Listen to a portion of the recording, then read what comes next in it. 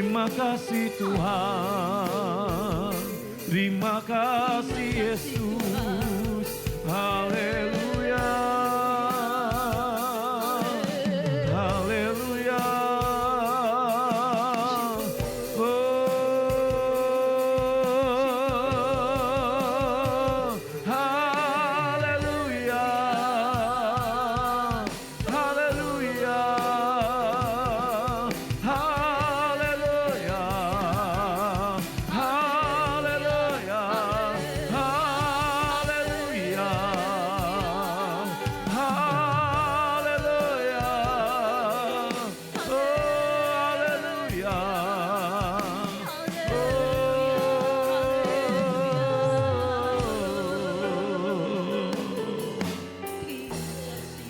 Terima kasih Tuhan, terima kasih.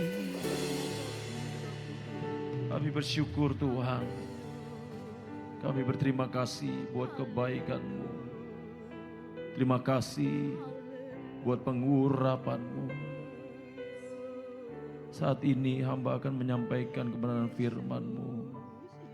Mari Engkau mengurapi hamba dan juga mengurapi kami semua yang mendengarkannya.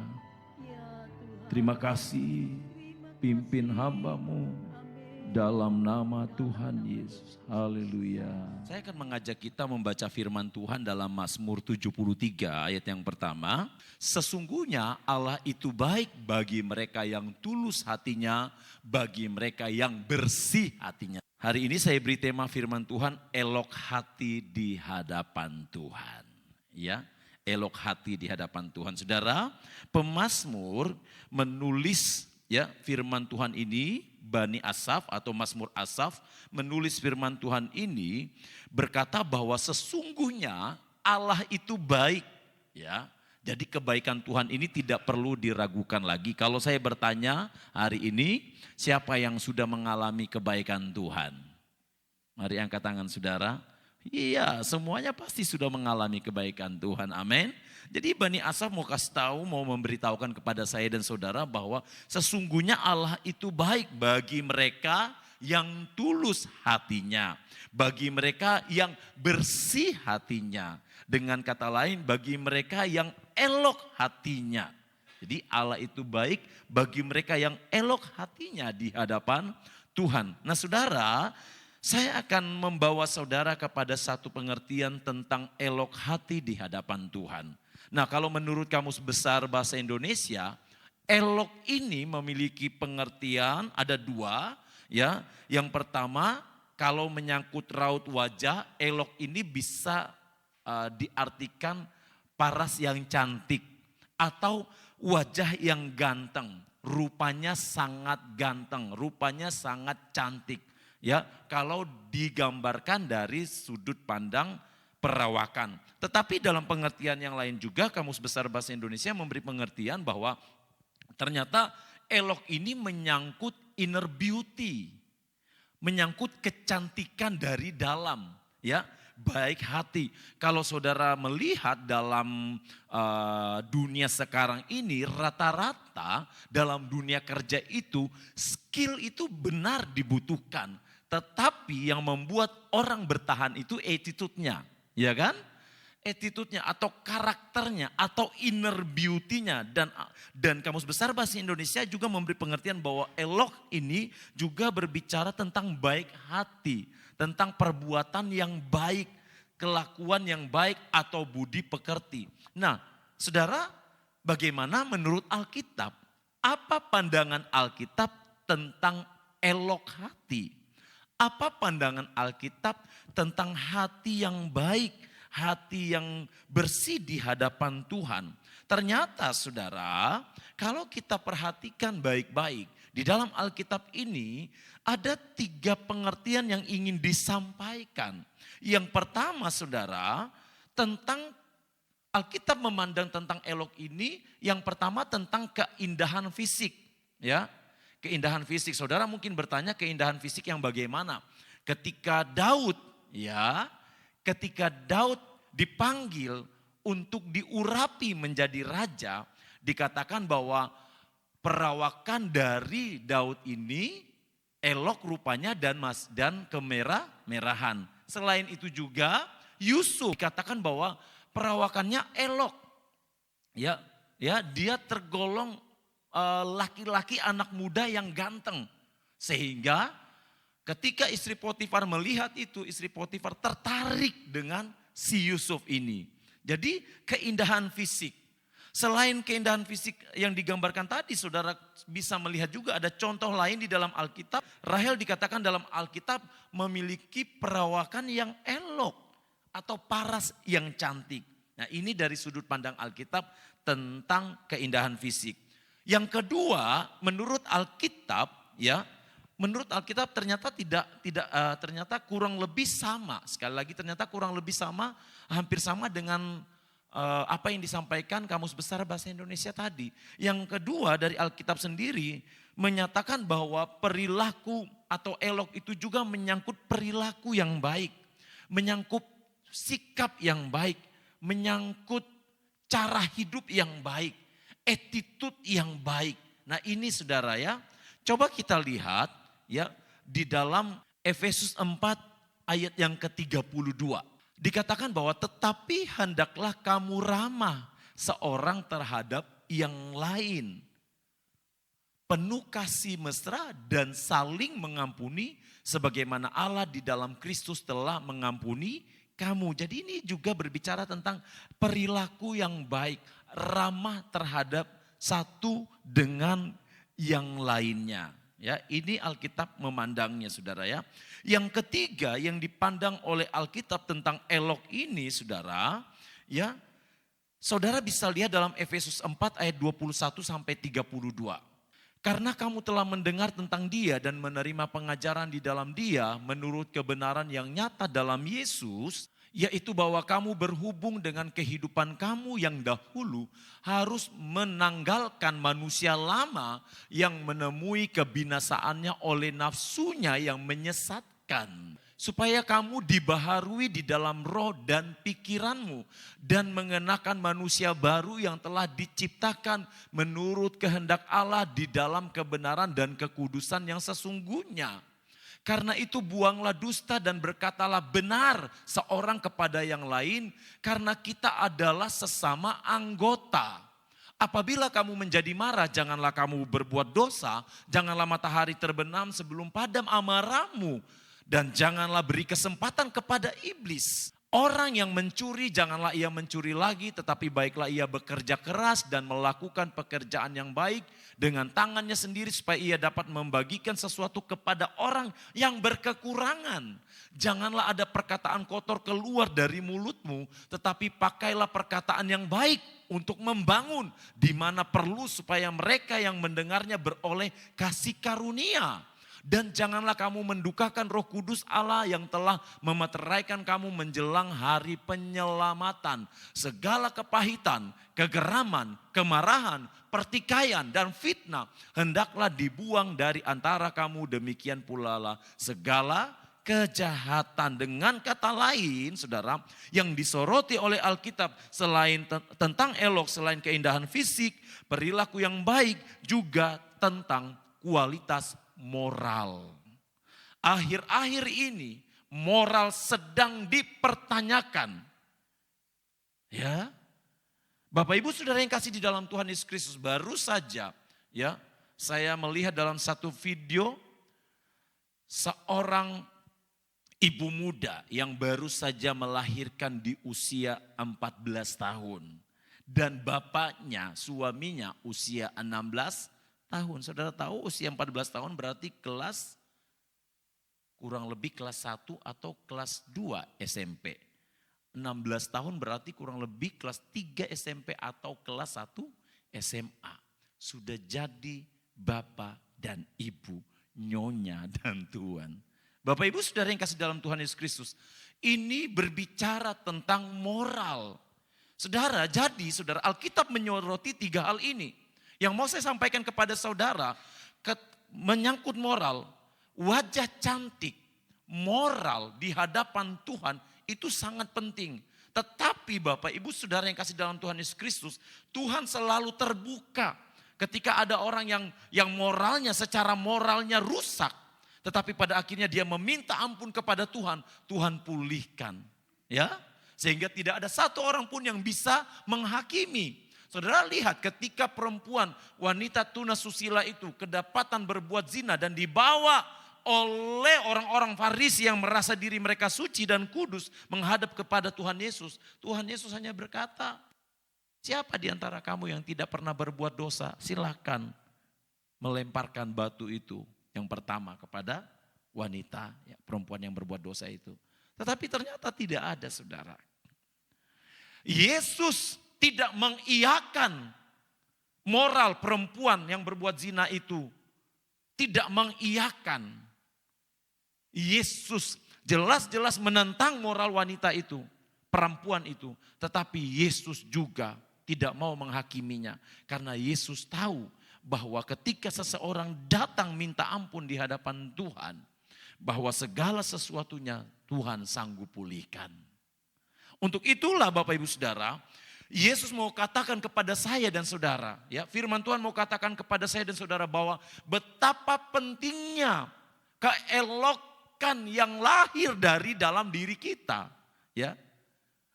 Sekarang ini saudara, apa sih yang tidak bisa dilakukan oleh manusia? Yang penting ada duitnya. Iya kan saudara? Apa yang gak bisa dilakukan orang? Ya, mau dia terlahir, mohon maaf nih saudara, menurut orang terlahir, menurut manusia, ya, terlahir gak cantik atau jelek, tapi ada uangnya dia bisa operasi saudara. Ya, bisa operasi. Hidung pesek jadi mancung, mau berapa senti? Tinggal minta kepada dokter, mau minta seperti Pinocchio, dokter akan ya, mau minta dagunya lancip atau semakin berkembang ke kanan dan ke kiri, terserah saudara. Mau minta kulitnya dari hitam jadi putih, dari putih jadi hitam, terserah. Ya, semuanya bisa, yang penting ada uangnya. Tetapi saudara, semuanya lupa bahwa kalau Tuhan kasih kita seperti itu, Tuhan punya maksud tertentu buat hidup kita, amin. Makanya Tuhan tidak pernah mengutamakan yang fisik. Bukan berarti kita tidak boleh memelihara yang fisik ini, justru harus saudara, iya kan? Tetapi saudara, Tuhan ingin tunjukkan bahwa ternyata yang Tuhan butuhkan di dalam hidup saya dan saudara adalah hati yang elok. Inner beauty, kecantikan dari dalam. Apa itu? Ada ketulusan di dalamnya. Ada hati yang murni. Ada kebaikan hati. Hati yang bersih di hadapan Tuhan. Nah Bapak Ibu Saudara, bagaimana ciri-ciri orang yang elok menurut firman Tuhan? Ciri-ciri orang yang elok menurut firman Tuhan. Kita lihat yang pertama dalam Galatia 5 ayat 18 dan ayat 25. Akan tetapi jikalau kamu memberi dirimu dipimpin oleh Roh, maka kamu tidak hidup di bawah hukum Taurat. Jikalau kita hidup oleh Roh, baiklah hidup kita juga dipimpin oleh Roh. Ternyata saudara, yang pertama orang yang elok menurut firman Tuhan itu adalah orang yang hidupnya dipimpin oleh Roh Kudus. Orang yang hidupnya dipimpin oleh Roh, bukan dipimpin oleh daging. Ini saudara. Orang yang hidupnya dipimpin oleh daging akan mudah tersinggung. Orang yang hidupnya dipimpin oleh daging akan mudah menyalahkan orang lain. Orang yang hidupnya dipimpin oleh daging akan selalu melihat orang lain salah. Sehingga orang yang lain itu tidak ada benarnya. Ini orang yang hidup dipimpin oleh daging. Tetapi orang yang hidupnya dipimpin oleh Roh Kudus, dia akan selalu melihat dari cara pandang Roh Kudus. Karena dia dipimpin oleh Roh Kudus, saudara. Sehingga hidupnya selalu menyenangkan hati Tuhan. Dengan kata lain bahwa orang yang dipimpin oleh Roh Kudus ini punya pikiran yang positif. Ya, menyenangkan hati Tuhan. Bapak Ibu Saudara yang kasih di dalam Tuhan Yesus Kristus.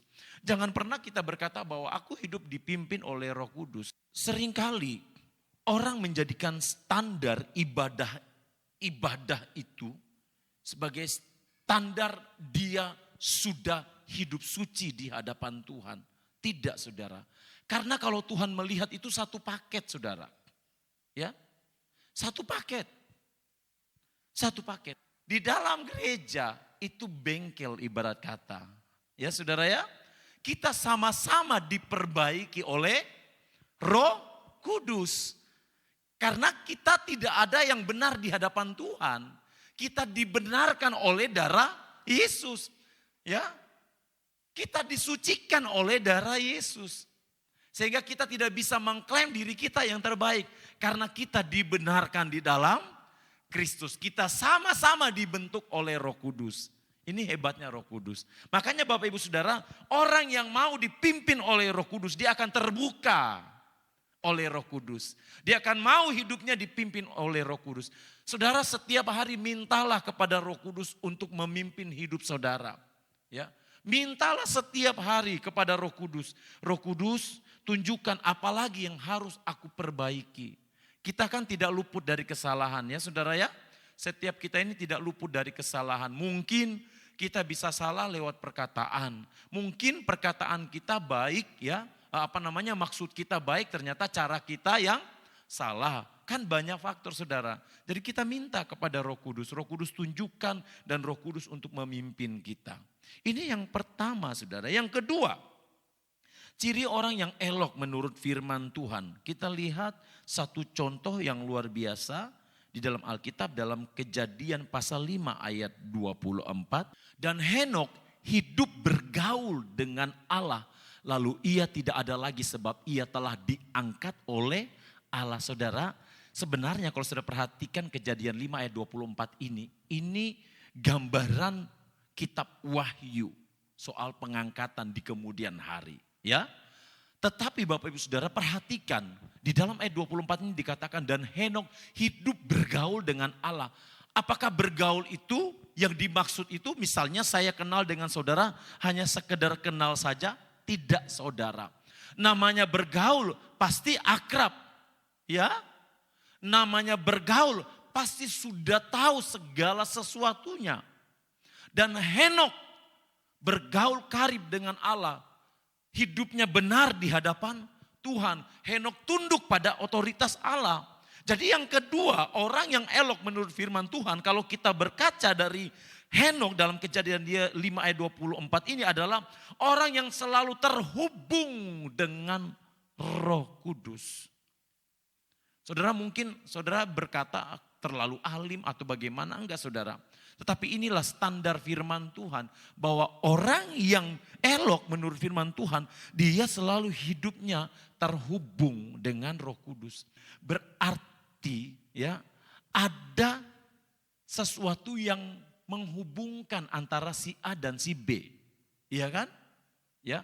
Kalau suami istri itu terhubung oleh apa saudara? Terhubung oleh ikatan pernikahannya, salah satunya. Kalau anak dan orang tua, statusnya sebagai anak dan orang tua. Bapak Ibu Saudara, yang namanya terhubung, ya berarti akan selalu ada komunikasi. Itu namanya terhubung. Kalau kita mengatakan kita terhubung dengan Tuhan, harusnya ada sesuatu yang membuat kita terhubung dengan Tuhan. Apa itu? Kalau kita berkaca dari Daud dalam Mazmur 119 ayat 164, seyogyanya yang membuat kita terhubung dengan Tuhan adalah praise and worship kita di hadapan Tuhan. Pujian penyembahan kita di hadapan Tuhan. Harusnya seperti itu. Dalam Mazmur pasal 119 ayat 164 dikatakan begini. 7 kali dalam sehari aku memuji-muji engkau karena hukum-hukummu yang adil. Ini saudara, ada praise and worship. Ya, ada pujian dan penyembahan di dalam Tuhan. Jadi saya ingatkan kembali kepada saudara, silahkan saudara bekerja karena memang itu harus. Saya akan ingatkan terus kepada saudara. Tetapi jangan lupa saudara harus punya waktu-waktu khusus dengan Tuhan. 24 jam kita diberikan oleh Tuhan. Masa dalam 24 jam itu kita tidak bisa kasih sedikit saja untuk menyembah Tuhan. Ini yang harus kita berikan saudara. Tuhan gak minta yang lain dalam diri kita. Tuhan minta hati kita. Sebagaimana Henok. Ya, dia bergaul karib dengan Tuhan. Dia hidup karib dengan Tuhan. Saudara, gimana sih itu orang yang hidup karib? Ya, kayak seorang sahabat, ya, sampai segala sesuatunya mau diberikan. Benar gak saudara? Ya kan? Saking dekatnya. Kalau bisa nyawanya dikasih, diberikan. Namanya juga terhubung, saudara. Saudara punya handphone kan? Ya, handphone saudara saja, kalau nggak dicas, saudara nggak bisa pakai handphone itu, benar? Saudara kan harus cas terus handphone saudara. Ketika saudara cas, yang dibutuhkan adalah aliran listrik. Aliran listrik yang mengalir di rumah-rumah saudara, itu ada sumbernya kan? Sama dengan hidup kita dengan Tuhan. Ya, tidak bisa kita memberi makan roh ini hanya satu hari. Tidak bisa saudara. Itu harus konsisten, harus stabil, harus setiap hari. Harus setiap hari. Saudara harus beri makan itu di hadapan Tuhan. Roh saudara itu harus diberi makan. Saudara makan tiap hari, sehari 3 kali. Segala macam multivitamin masuk di dalam tubuh kita. Tetapi jangan lupa, kita juga harus memberikan multivitamin terbaik buat roh kita. Dan multivitamin terbaik buat roh kita hanya kita dapatkan saat kita berdiam diri di hadirat Tuhan. Saat kita mendengarkan Dia berbicara lewat firman Tuhan yang kita baca setiap hari. Itu multivitamin terbaik buat roh kita. Bapak, Ibu, Saudara, kalau engkau memberi makan rohmu setiap hari, engkau memberikan segala sesuatu yang fresh kepada Tuhan ketika engkau bangun. Saudara, ketika engkau mengalami masalah sepanjang hari, percayalah Tuhan ada di pihak saudara. Karena apa? Karena saudara sudah memberikan ruang terbaik buat Tuhan. Ingat Bapak Ibu Saudara, ketika kita memberikan ruang terbaik untuk Tuhan, maka Tuhan sendiri yang akan turun tangan atas segala sesuatu yang kita hadapi di dalam kehidupan kita. Yang ketiga, ciri orang yang elok menurut firman Tuhan. Kita lihat Lukas 6 ayat 43. Karena tidak ada pohon yang baik yang menghasilkan buah yang tidak baik. Dan juga tidak ada pohon yang tidak baik yang menghasilkan buah yang baik. Yang ketiga saudara, orang yang elok menurut firman Tuhan adalah mereka yang menghasilkan buah. Saudara lihat buah yang bagaimana. Nanti kita akan lihat ayatnya. Karena tidak ada pohon yang baik yang menghasilkan buah yang tidak baik. Artinya kalau pohon itu baik, maka buahnya juga akan baik. Saudara lihat para petani, ya. Saudara lihat para petani. Kalau mereka sudah bertani, mereka akan memperhatikan detail setiap tanaman demi tanaman yang mereka tanam. Karena apa? Karena mereka ingin tanaman mereka itu menghasilkan buah yang baik, buah yang berkualitas. Dan firman Tuhan katakan bahwa untuk menghasilkan buah yang berkualitas, maka seluruh kehidupan kita harus diberi pupuk. Ya saudara mungkin bertanya, loh kok kita kayak tanaman? Saudara, roh kita ini harus diberi berbagai macam. Kalau tanaman dia perlu unsur hara, ya kan? Ya, dia perlu air, tanah yang harus digemburkan, ya. Bukan tanah yang keras, tanah yang seperti batu. Kalau tanah yang seperti batu akarnya nggak bisa merambat saudara. Untuk bisa berbuah dia harus tumbuh di tanah yang terbaik. Hati kita untuk bisa menghasilkan buah saudara. Hati kita ini harus diperbaharui setiap hari oleh Roh Kudus. Dalam Galatia 5 ayat 22 sampai 23. Kita perhatikan saudara, Galatia 5 ayat 22 sampai 23. Tetapi buah roh ialah kasih, sukacita, damai sejahtera, kesabaran, kemurahan, kebaikan, kesetiaan, kelemah lembutan, penguasaan diri. itulah buah yang harus dihasilkan oleh umat-umat Tuhan. Itulah buah yang harus dihasilkan oleh anak-anak Tuhan. Kalau mereka mau dipandang sebagai pribadi yang elok di hadapan Tuhan.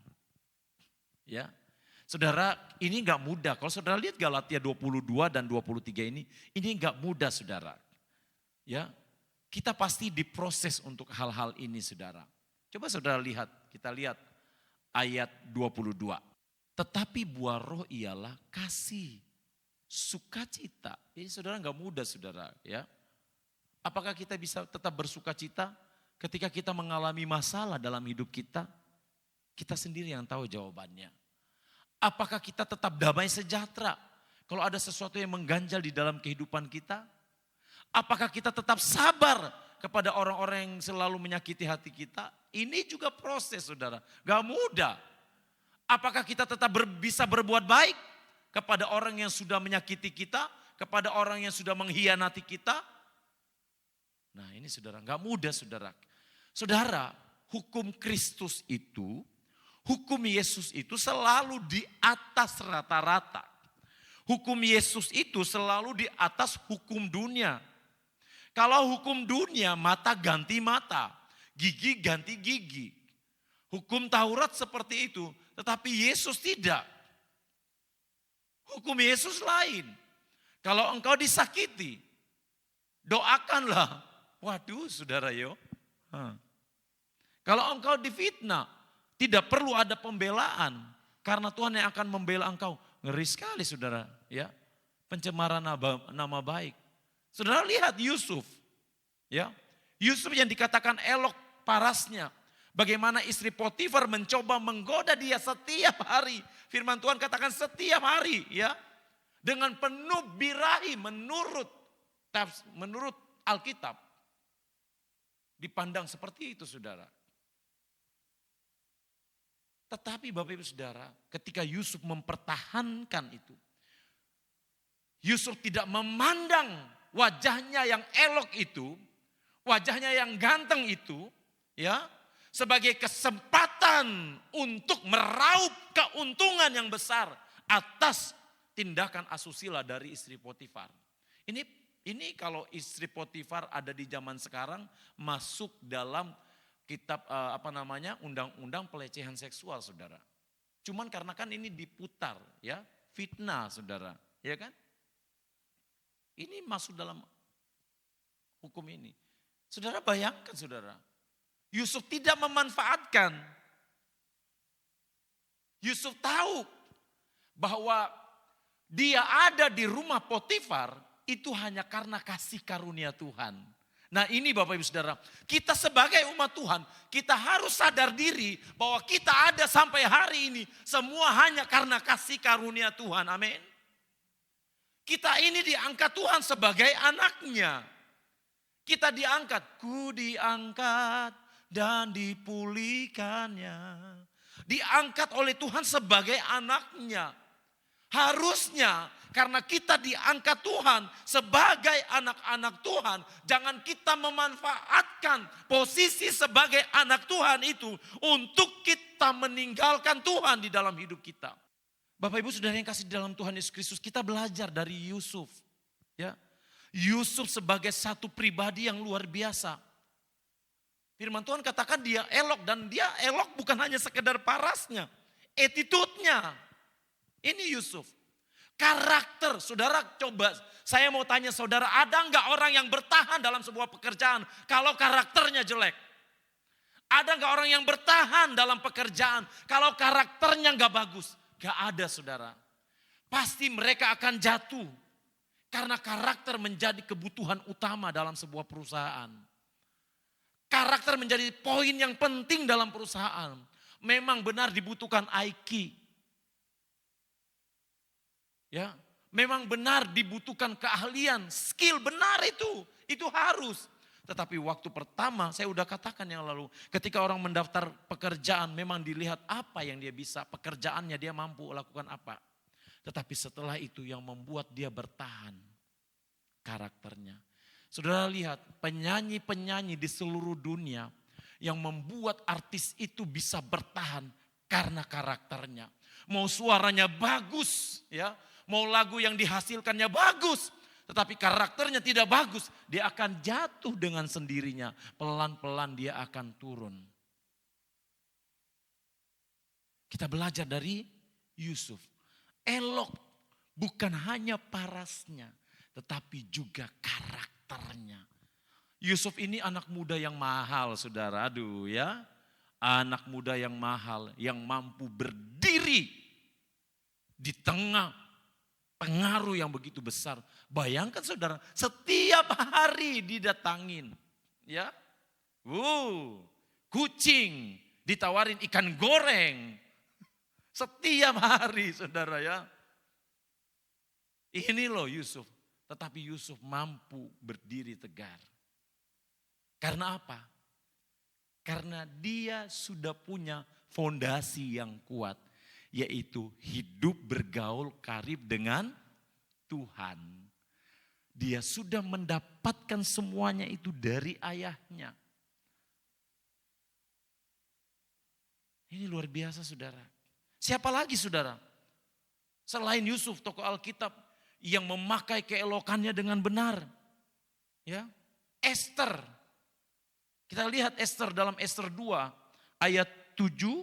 Mordekai itu pengasuh Hadasa, yakni Esther. Anak saudara ayahnya. Sebab anak itu tidak beribu bapa lagi. Gadis itu elok perawakannya dan cantik parasnya. Saudara ini ada dua kata, lihat. Elok perawakannya dan cantik parasnya. Berarti karakternya. Iya kan saudara? Ya, karakternya. Jadi dia Esther ini menang dua hal. Karakter oke, cantik oke. Ya. Ya. Karakter oke, cantik oke. Ketika ibu bapaknya mati, ia diangkat sebagai anak oleh Mordekai. Esther tidak memberitahukan kebangsaan dan asal usulnya karena dilarang oleh Mordekai. Tiap-tiap hari berjalan-jalanlah Mordekai di depan pelataran balai perempuan itu untuk mengetahui bagaimana keadaan Esther dan apa yang akan berlaku atasnya. Tiap-tiap kali seorang gadis mendapat giliran untuk masuk menghadap Raja Ahasiweros, dan sebelumnya ia dirawat menurut peraturan bagi para perempuan selama 12 bulan. Sebab seluruh waktu itu digunakan untuk pemakaian wangi-wangian, 6 bulan untuk memakai minyak mur, dan 6 bulan lagi untuk memakai minyak kasai, serta lain-lain wangi-wangian perempuan. Lalu gadis itu masuk menghadap raja dan segala apa yang dimintanya harus diberikan kepadanya untuk dibawa masuk dari balai perempuan ke dalam istana raja. Pada waktu petang ia masuk dan pada waktu pagi ia kembali. Tetapi sekali ini ke dalam balai perempuan yang kedua, di bawah pengawasan Saasgas, sida raja penjaga para gundik, ia tidak diperkenankan masuk lagi menghadap raja, kecuali jikalau raja berkenan menghadapnya dan ia dipanggil dengan disebutkan namanya. Ketika Esther anak Abihail yakni saudara ayah Mordekai yang mengangkat Esther sebagai anak mendapat giliran untuk masuk menghadap raja, maka ia tidak menghendaki sesuatu apapun selain daripada yang dianjurkan oleh Hegai sida-sida raja penjaga para perempuan. Maka Esther dapat menimbulkan kasih sayang pada semua orang yang melihat dia. Demikian Esther dibawa masuk menghadap Raja Ahasiweros ke dalam istananya pada bulan yang ke-10, yakni bulan Tebet pada tahun yang ke-7 dalam pemerintahan Baginda. Maka Esther dikasihi oleh Baginda lebih daripada semua perempuan lain, dan ia beroleh sayang dan kasih Baginda lebih daripada semua anak darah lain, sehingga Baginda mengenakan mahkota kerajaan ke atas kepalanya dan mengangkat dia menjadi ratu ganti Wasti. Saudara perhatikan dalam cerita Esther ini. Dikatakan bahwa Esther ini elok parasnya, ya. Elok paras perawakannya juga cantik. Parasnya juga semuanya istilahnya perfect lah. Ini untuk menggantikan Ratu Wasti yang dibuang. Nah saudara, dalam proses pemilihan putri, pemilihan raja, rupanya ajang kecantikan ini sudah ada sejak zaman Esther ya saudara ya. Diadakanlah yang namanya istilahnya pembekalan 6 bulan. Ya, saudara bisa lihat tadi yang kita baca. Ya, jadi totalnya 1 tahun. Nah saudara, ketika Esther ditanya ya saudara, Esther tidak memanfaatkan kecantikannya. Waktu ditanya mau minta apa? Esther nggak bilang, oke saya minta ini, oke saya minta ini, saya minta ini, saya minta diangkat jadi ratu, saya minta ini dan minta itu. Tidak saudara, Esther tidak memanfaatkan wajahnya yang cantik, sifatnya yang baik, yang sudah membius orang-orang yang ada di situ. Esther tidak memanfaatkan itu. Esther tahu bahwa dia ada, dia terpilih saat itu ya untuk bisa ada di kumpulan banyak wanita-wanita cantik, perempuan-perempuan yang cantik saat itu. Dia sadar bahwa semua karena kasih Tuhan. Nah ini penting saudara. Sebagai umat Tuhan kita belajar untuk tidak memanfaatkan apa yang Tuhan sudah berikan di dalam hidup kita. Saudara, banyak umat-umat Tuhan salah memanfaatkan talenta yang Tuhan sudah berikan. Banyak anak-anak Tuhan salah memanfaatkan kecantikan yang Tuhan sudah berikan. Kepintaran yang sudah berikan. Kekayaan yang Tuhan sudah berikan. Ini banyak anak-anak Tuhan. Banyak hamba-hamba Tuhan sudah salah dalam memakai karunia talenta yang Tuhan sudah berikan. Jangan pernah memanfaatkan. Sama Bapak Ibu Saudara, kalau ada orang yang baik sama saudara, ya. Kalau ada orang yang baik sama saudara, jangan manfaatkan kebaikan orang. Jangan manfaatkan kebaikan orang, Saudara. Kalau kita manfaatkan kebaikan orang, cepat atau lambat orang gak akan suka dengan kita. Itu penting saudara. Esther tidak memanfaatkan ini. Saudara lihat kan hasilnya ketika Esther memakai dengan benar keelokan yang diberikan oleh Tuhan. Apa yang terjadi? Tuhan percayakan dia menduduki posisi tertinggi sebagai seorang ratu. Ya saudara, jelas sekali. Kalau raja meninggal kan otomatis pemerintahan beralih ke ratu, iya kan? Kayak Ratu Elizabeth yang lalu, ya anaknya sampai tua nggak diangkat-angkat jadi raja, tetap jadi pangeran karena ratunya belum meninggal. Posisi yang luar biasa ini saudara. Nah Bapak Ibu saudara yang kasih dalam Tuhan Yesus Kristus, mari kita belajar dari tokoh-tokoh Alkitab ini. Ya, mari kita belajar, kita minta hikmat Tuhan agar setiap apa yang Tuhan beri di dalam hidup kita, kita pakai untuk memuliakan nama Tuhan. Milikilah keelokan hati terbaik menurut versinya Tuhan, bukan menurut versi kita. Miliki keelokan hati terbaik menurut versi firman Tuhan, bukan menurut versi orang lain, bukan menurut versi orang-orang yang ada di sekitar saudara. Sehingga saudara akan berjalan tegak. Siapapun yang menghakimi saudara tidak akan berhak menghakimi saudara. Karena saudara berjalan bersama dengan Tuhan. Amin saudara. Tuhan memberkati kita semua. Puji Tuhan. Tuhan, hari ini kami datang di hadapan-Mu. Kami bersyukur untuk kasih-Mu di dalam hidup kami. Terima kasih Tuhan, karena Tuhan sudah membawa kami lebih dekat kepadamu Tuhan. Jadikan kami pribadi-pribadi yang elok di hadapan-Mu Tuhan. Jadikan kami pribadi-pribadi yang mengerti kehendak-Mu ya Tuhan. Terima kasih Tuhan. Terima kasih untuk kasih setia-Mu Tuhan. Haleluya. Oh.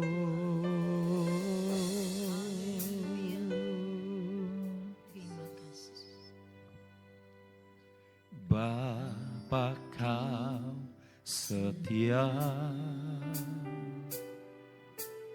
takkan meninggalkan. Dan aku percaya Engkau milikku dan ku milikmu.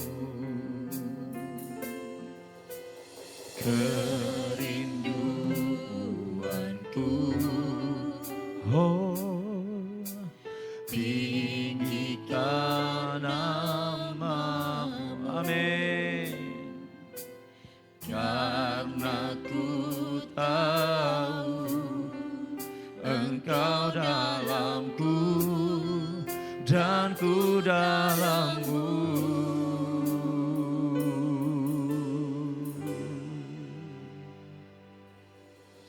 Ubah hatiku seputih hatimu, setulus salibmu, kasihmu Tuhan. Biar mataku seperti matamu, pancarkan kasihmu. Ku mau jadi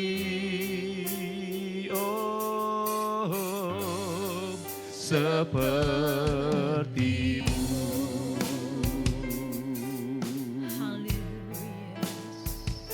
Terima kasih Tuhan. Terima kasih untuk kebaikan-Mu Tuhan. Mari Bapak Ibu Saudara, sama-sama kita bangkit berdiri. Kita katakan, Bapa Kau setia, takkan meninggalkan aku. Oh Tuhan, dan ku percaya. Mari nyanyikan dengan iman pujian. Kau milikku, Amin. dan ku milikmu. Kerinduanku, Kerinduanku, tinggikan namamu Tuhan. tinggikan namamu. Amin. Karena ku Tahu Engkau dalamku dan ku dalammu. Oh, biar mataku, haleluya. Oh, terima kasih Tuhan. Pancarkan kasih-Mu, ku mau jadi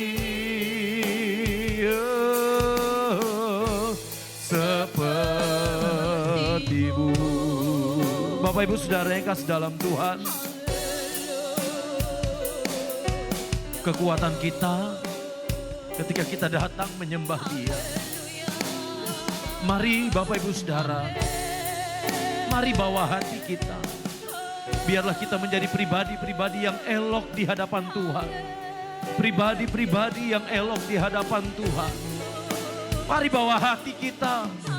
Kita terbuka di hadapan Tuhan. Tidak ada yang tersembunyi di hadapan Tuhan. Jangan malu untuk mengakuinya di hadapan Tuhan. Haleluya, haleluya, haleluya, haleluya, haleluya. Oh, haleluya, haleluya, haleluya, haleluya. Haleluya, haleluya, haleluya, haleluya, haleluya, haleluya, labasang barabara laba, kibaraya laba labase. Haleluya, haleluya.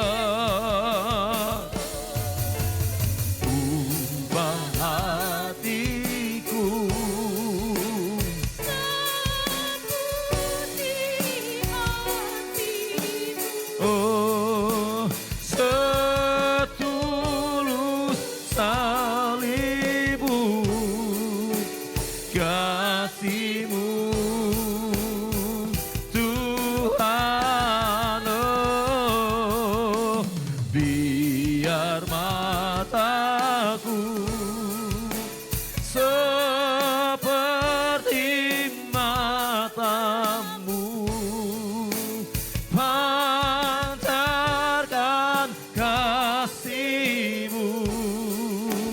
Ku mau jadi seperti-Mu.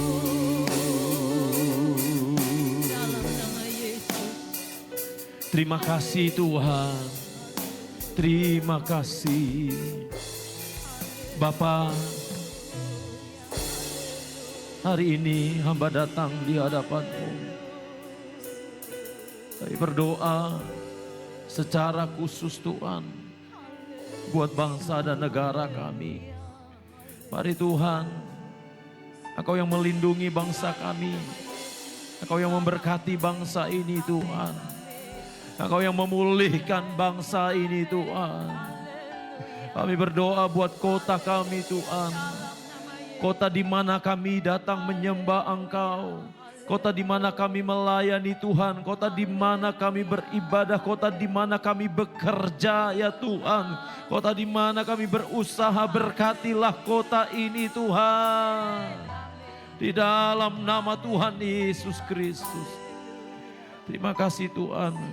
Demikian juga dengan gereja-gereja-Mu yang ada di Pamekasan ini Tuhan. Engkau yang memberkati gereja-Mu Tuhan. Buat gereja-Mu di tempat ini secara khusus Tuhan. Kami berdoa buat setiap roh, setiap jiwa-jiwa yang Tuhan percayakan di tempat ini.